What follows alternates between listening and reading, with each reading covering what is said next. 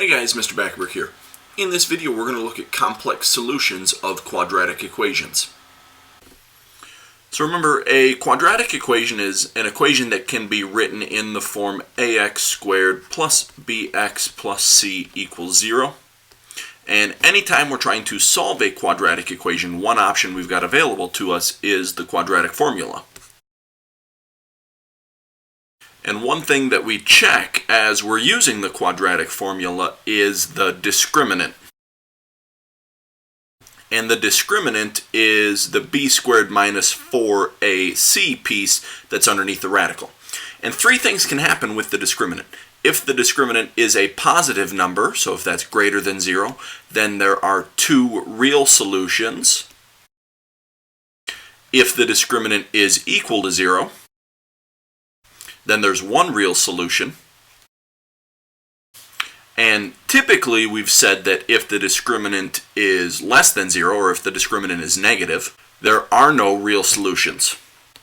But when we're dealing with complex numbers, we actually can work with negative discriminants. So there's not going to be any real solutions, but if the discriminant is negative, then there's going to be two complex solutions. So we're looking at solving a quadratic equation using the quadratic formula. We've got the equation x squared plus x plus 1 equals 0. First thing I want to do, since we're going to be using our quadratic formula, is identify our a, b, and c values.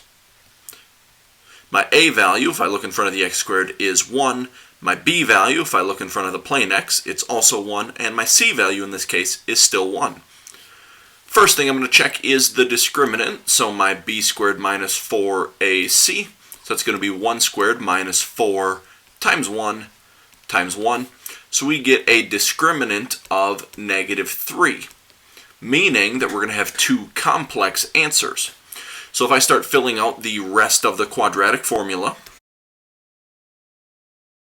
I need the opposite of b. Well, if b is 1, then the opposite of that is -1 plus or minus the square root of the discriminant, which we found earlier to be -3, all over 2 times the a value, and 2 times 1 is just 2.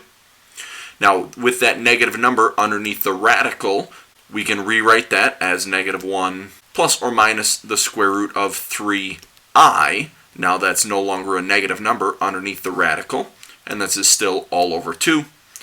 Now I'm going to split up the fractions in here.